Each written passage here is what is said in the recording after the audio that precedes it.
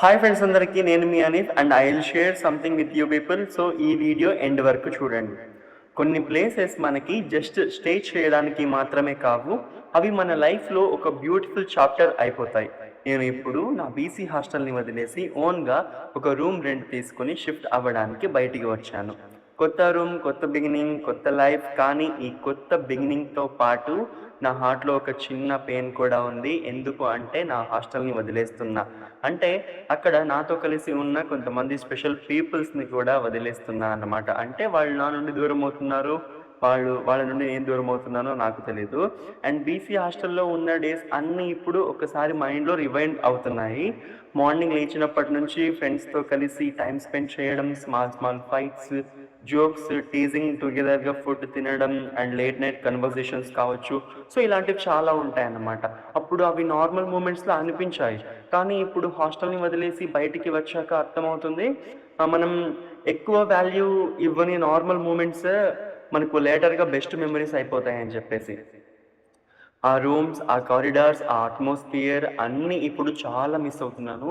Especially నా friends Srihari కావచ్చు, Vardhan, Mahesh and Anand. మీరందరూ నాకు జస్ట్ ఫ్రెండ్స్ కాదు, నా హాస్టల్ లైఫ్లో ఒక ఇంపార్టెంట్ పార్ట్ అన్నమాట.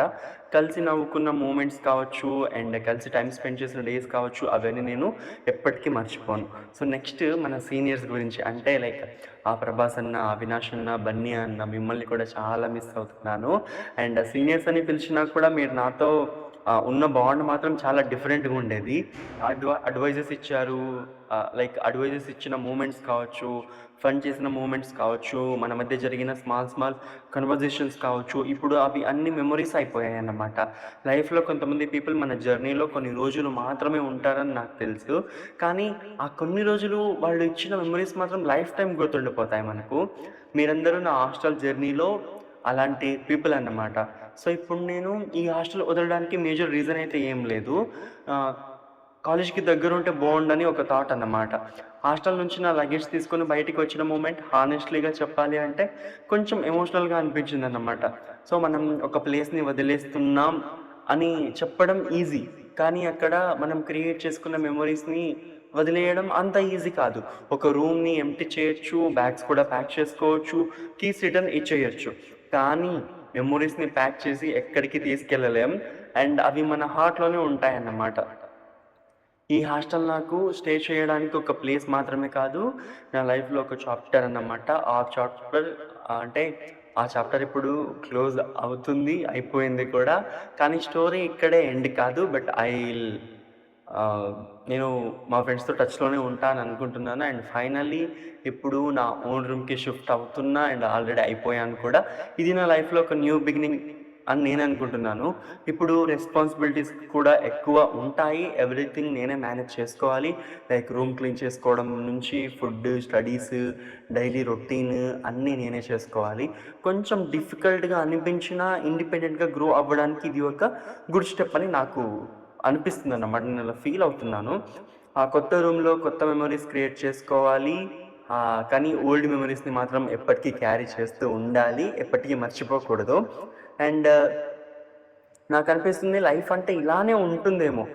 లైక్ కొంతమంది పీపుల్ మన జర్నీలో జాయిన్ అవుతారు, కొన్ని మెమరీస్ ఇస్తారు, తర్వాత సిచ్యువేషన్స్కి తగ్గట్టు వాళ్ళు మనల్ని లైక్ వదిలేయడం జరుగుతుందన్నమాట. కానీ డిస్టెన్స్ పెరిగినా కూడా బాండ్ వాల్యూ తగ్గాల్సిన అవసరం లేదు. లైక్ శ్రీహరి, వర్ధన్, మహేష్, ఆనంద్, ప్రభాస్, అవినాష్, బన్నీ అన్న, అంటే ప్రభాస్ అన్న, అవినాష్ అన్న, బన్నీ అన్న, I genuinely miss you guys. And BC హాస్టల్ని వదిలేసి బయటికి వచ్చాను, కానీ నా హాస్టల్ మెమరీస్ని మాత్రం ఎప్పుడు నా హార్ట్లోనే ఎప్పటికీ ఉండిపోతాయి అన్నమాట. వన్ చాప్టర్ క్లోజ్ అయితే వన్ చాప్టర్ బిగిన్ అవుతుంది. లెట్స్ సీ ఈ న్యూ రూమ్ అండ్ అలాగే ఈ న్యూ లైఫ్ నాకు ఇంకా ఎన్ని బ్యూటిఫుల్ మెమరీస్ ఇస్తుందో. And I like to convey one thing అనమాట. సో నేను మీతో ఉన్నప్పుడు చాలా కంఫర్ట్గా ఫీల్ అయ్యేవాడిని అండ్ చాలా హ్యాపీగా కూడా ఉండేవాడిని అండ్ చాలా గ్రేట్ఫుల్గా కూడా ఫీల్ అయ్యేవాడిని అనమాట. చాలా మంచి ఫ్రెండ్స్ ఉన్నారు, లైఫ్ కూడా మంచిగా వెళ్తుందని చెప్పేసి. కానీ సమ్ సిచ్యువేషన్స్ ఉంటాయిగా, కొంచెం ఇబ్బందికరంగా ఉండడం కావచ్చు, సర్దుకుపోయే గుణం లేకపోవడం కావచ్చు, అండ్ ఇలాంటి వాటి వల్ల నేను రూమ్ షిఫ్ట్ అయ్యాననే చెప్తాను. అండ్ ఇంకొకటి ఏంటంటే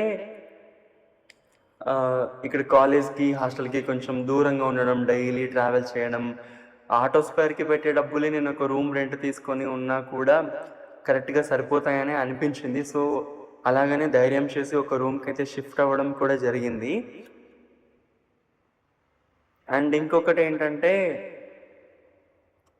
నేనిలా మీతో మాట్లాడుకుంటూ నా లగేజ్ మొత్తాన్ని ప్యాక్ చేసేసాను.